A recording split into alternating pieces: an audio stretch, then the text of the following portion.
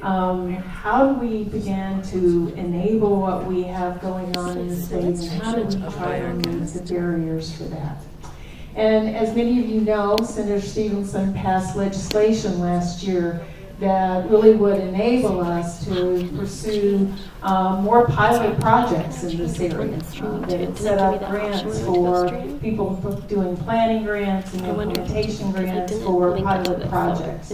But at the same time, we want to make sure we're thinking through the policy implications, and we took somewhat of a broad approach in that, I think, with the legislation about allowing, enabling, and saying that the State Board of Education could grant waivers that would help facilitate and support that.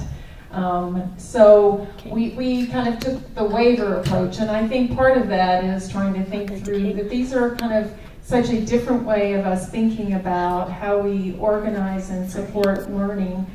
in our schools, that it's easier to think about waivers than to think about how we enable and support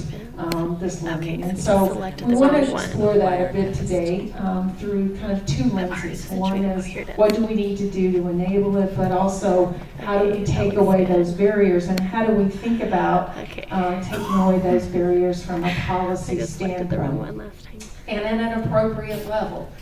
So as the conversation went on, we began to say, you know, we think that there